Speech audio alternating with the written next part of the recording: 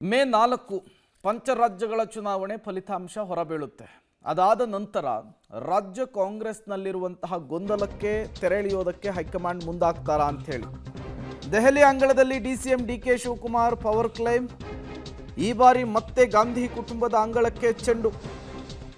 ಮೇ 4ರವರೆಗೂ ಕೂಡ ಕಾಯೋದು ತಡ ಎಂಬುದೇ ಲೆಕ್ಕಾಚಾರ. ಚುನಾವಣೆ ಮುಗಿಯುವ ಮೊದಲೇ ಕ್ಲೈಮ್ ಕಾರ್ಡ್ ಅನ್ನು ಪ್ಲೇ ಮಾಡೋದಕ್ಕೆ ರೆಡಿಯಾಗಿದ್ದಾರಂತೆ. ದಾವಣಗೆರೆ ಬೈ ಎಲೆಕ್ಷನ್ ಬಳಿಕ ಕಾಂಗ್ರೆಸ್ನಲ್ಲಿ ಸಂಚಲನ ಸೃಷ್ಟಿಯಾಗಿದೆ. ಇತ್ತ ಆಪ್ತ ಸಚಿವರ ಜೊತೆಗೆ ಸಿಎಂ ಸಿದ್ದರಾಮಯ್ಯನವರು ಮೀಟಿಂಗ್ ಕೂಡ ಮಾಡ್ತಿದ್ದಾರೆ. ಒಂದು ಕುರ್ಚಿ ಇಬ್ಬರ ಮಧ್ಯೆ ಹೆಚ್ಚಾಗುತ್ತಾ ಪೈಪೋಟಿ.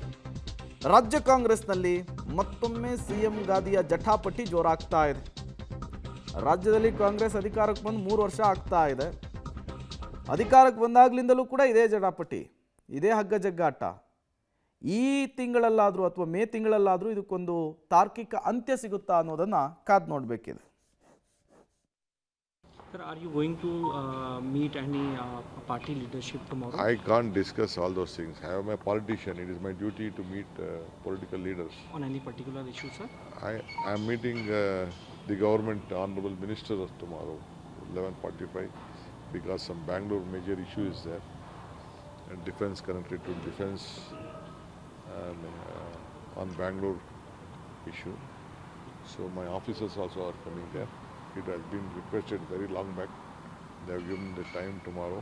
I am meeting them. Sir, are you going to meet any?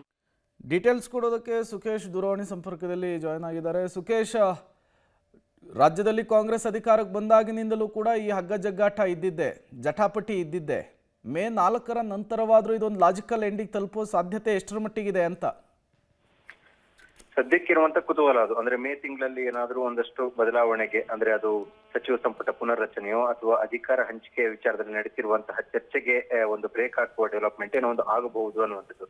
ಅದಕ್ಕೆ ಪೂರಕ ಅನ್ನುವಂಥ ರೀತಿಯಲ್ಲಿ ಬೇರೆ ಬೇರೆ ಬೆಳವಣಿಗೆ ಕೂಡ ಆಯ್ತು ಅನ್ನೋದು. ಒಂದು ಡಿ.ಕೆ. ಶಿವಕುಮಾರ್ ಅವರು ದೆಹಲಿಗೆ ಹೋಗಿರುವಂತದ್ದು, ಜೊತೆಗೆ ರಾಜ್ಯದಲ್ಲೂ ಕೂಡ ಒಂದಿನದಿಂದ ಮುಖ್ಯಮಂತ್ರಿಗಳು ತಡರಾತ್ರಿ ತಮ್ಮ ಆಪ್ತ ಸಚಿವರ ಜೊತೆ ಸಭೆಯನ್ನು ನಡೆಸಿರುವಂತದ್ದು.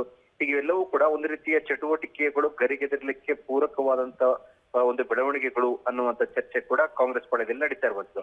ಹಾಗಾಗಿ ಪರ್ಟಿಕ್ಯುಲರ್ ಆಗಿ ಏನಾಗಬಹುದು, ಇಂಥದ್ದೇ ಬೆಳವಣಿಗೆ ಆಗುತ್ತೆ ಅನ್ನೋದ್ರ ಬಗ್ಗೆ ಯಾರಿಗೂ ಕೂಡ ಒಂದು ಕ್ಲಾರಿಟಿ ಇದ್ದಂತೆ ಕಾಣಿಸ್ತಾ ಇಲ್ಲ.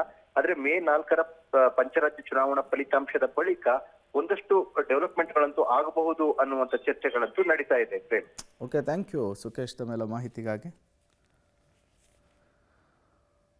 2.5 ವರ್ಷಕ್ಕೇನೆ ಸಿಎಂ ಬದಲಾವಣೆ ಆಗ್ತಾರೆ, ಸಚಿವ ಸಂಪುಟ ಪುನರ್ರಚನೆ ಆಗುತ್ತೆ ಅನ್ನುವಂತಹ ಮಾತುಗಳಿತ್ತು. ಅದಾದಮೇಲೆ ಎಲೆಕ್ಷನ್ ಬಂತು, ಪೋಸ್ಟ್ಪೋನ್ ಆಯಿತು. ರಾಜ್ಯದಲ್ಲೂ ಕೂಡ 2 ಕ್ಷೇತ್ರಗಳಿಗೆ ಬೈ ಎಲೆಕ್ಷನ್ ಆಯಿತು. ಈಗ 4ಕ್ಕೆ ರಿಸಲ್ಟ್ ಇದೆ. ರಿಸಲ್ಟ್ನ ನಂತರ ರಾಜ್ಯ ಕಾಂಗ್ರೆಸ್ನಲ್ಲಿ ಏನಾಗುತ್ತೆ? ಈ ಮೇ 4ರ ನಂತರವಾದರೂ ಈ ಹಗ್ಗ ಜಗ್ಗಾಟಕ್ಕೆ ಬ್ರೇಕ್ ಹಾಕುವಂತಹ ಕೆಲಸವನ್ನು ಕಾಂಗ್ರೆಸ್ನ ವರಿಷ್ಠರು ಮಾಡ್ತಾರಾ ಅನ್ನೋದನ್ನು ಕಾದು ನೋಡಬೇಕಿದೆ.